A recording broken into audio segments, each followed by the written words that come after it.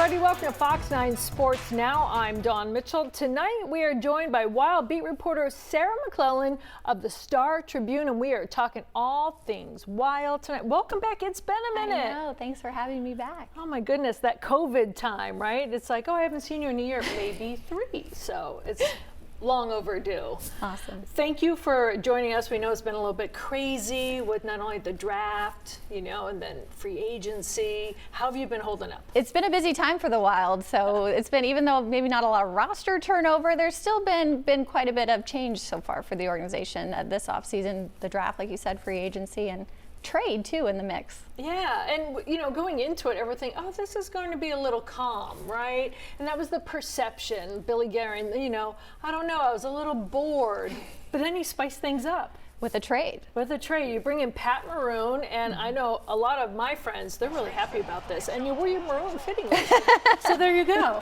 Well, they lost a veteran player, a veteran forward in Ryan Reeves when he signed with Toronto in free agency.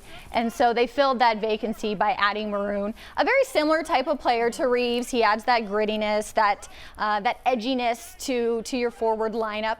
He's also a leader. He has that energy, that personality that can really ignite a bench in a locker room. But what's unique about Maroon is his resume.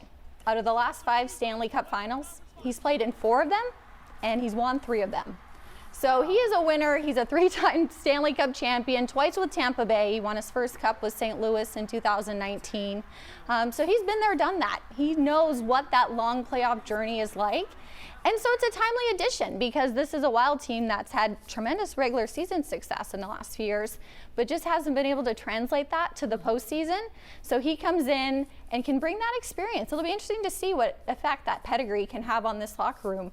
One thing General Manager Bill Guerin did say is that Maroon really has the ability to pull players into the battle, and he thought that might be something the team was missing last season. So we'll see what type of effect he has. Yeah, it is a mindset. It is a mentality, right? Mm-hmm. And so, yes, you have the talent, but been there, done that, but it's bringing the people up. That's that missing chip. And I know people love Ryan Reeves, and he was a personality. He was larger than life. So you needed someone like that to kind of fill that void. Yeah, it's an important part of a hockey club. There's the X's and O's, there's contributions on the ice, but that vibe, that energy, that personality, it's key, and it's a long season. So to have somebody with character and just that spunk factor, I think that's important. So that was obviously something that, the Wild lost with Reeves leaving via free agency, like I said, signing in Toronto, but then a day later, they go out and find that player in Pat Maroon. And in a trade with, not a lot of money for this team to spend, so they make it happen.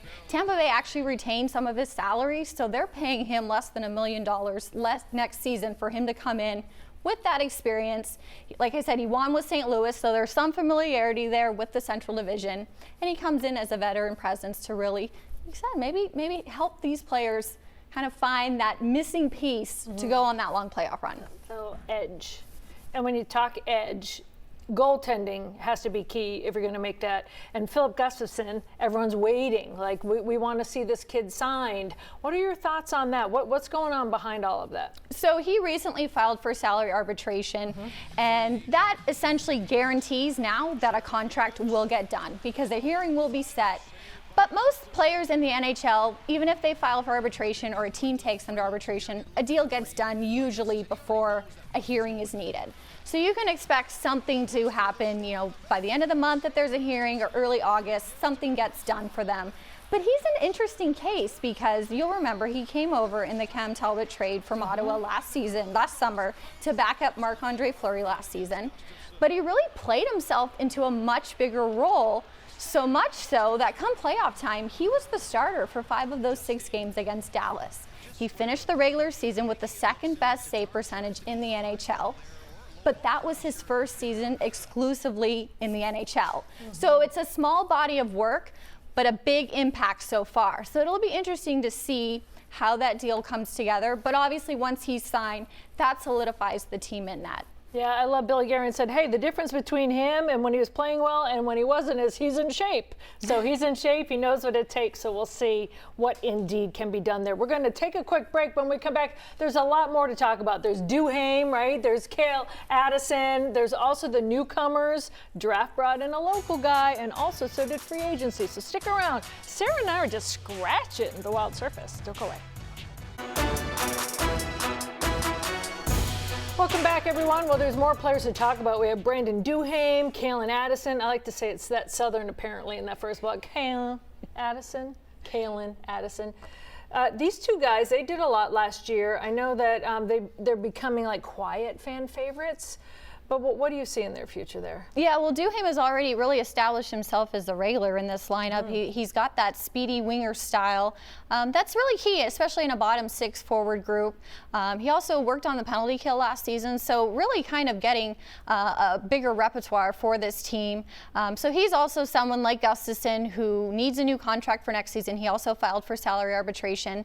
And then with Addison, he's really at, I think, a point now where he can kind of recalibrate his career. He started out as a regular in this lineup last season, was running the power play as a rookie, but kind of slid down the depth chart due to his play, and then was kind of on the outside looking in toward the end of the season. So once he gets re-signed, it's an opportunity for him to kind of really reset and show who he can be in the NHL. And then we have the draft pick that everyone was really excited. Local guy, Charlie Stramel. Some people are saying it's Stramel. We're going to go with Stramel. I'm going with what Bill Guerin said. And I think, though, we might be corrected at some point. But when he comes into town and you get a young kid that's local, I think it infuses a little bit of fun. Yeah, he was one of 3 draft picks from Minnesota by the Wild at this year's draft a few weeks ago in Nashville. A 6'3" center. That was really a position of need for the organization and a position they really targeted in this draft. They took 3 centers with their first 3 picks, starting with Charlie Stramel, Rasmus Kumpalainen, and also Riley Heidt. So they really looked to bolster a position that's so key in the NHL. Center ice. It's a tough position to trade for. It's a tough position to acquire in free agency. So drafting and developing, it's a really smart strategy. Charlie plays at Wisconsin. Like I said, he has that size.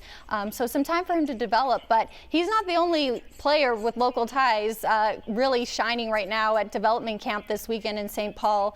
Quite a few players in this pipeline now with Minnesota ties. You know, Brock Faber obviously made his NHL debut late last season.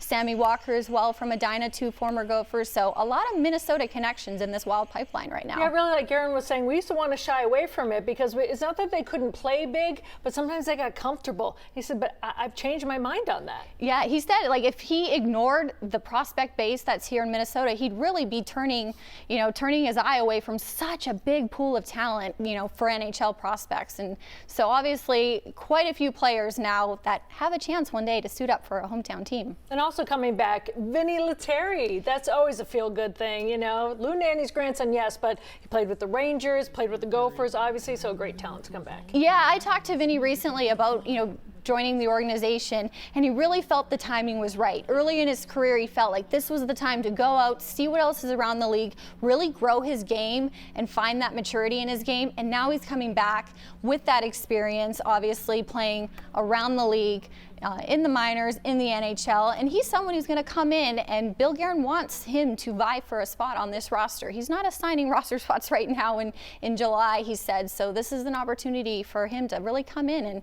find a home in this roster. I like to hear that from the GM too. Let them fight it, fight it out for the spot. When we come back, we're going to give a quick goodbye too to someone that everyone has known and loved for a while, but you know what? Sometimes it's time to say goodbye. Don't go away.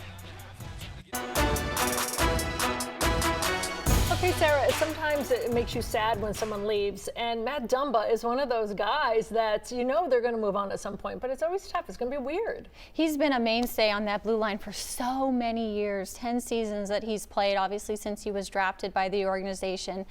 Just like a quintessential Wild player. When you think of the Wild, you think of Matt Dumba. But you're right, his contract obviously expired. He's a free agent, and you can see just with how meticulous the Wild have been this offseason, there just isn't a lot of money to go around. well-rounded spend. So it'll be interesting, though, to see how this blue line, though, evolves next season. Brock Faber, like we talked about, how impressive so well, he played in the playoffs. You know, he could be someone that slides into that spot alongside Jonas Brodin and make an impact. If he's able to pick up where he left off from what he showed in the playoffs, could really add a new dynamic to that blue line after so many years of a lot of the same players like Dumba and Jonas Brodin and Jared Spurgeon. So a time of change for that back end for sure. Yeah, time to buckle up for sure. Well, we have time to wrap up, but I just want to say, let me tell you, you're working on the development camp.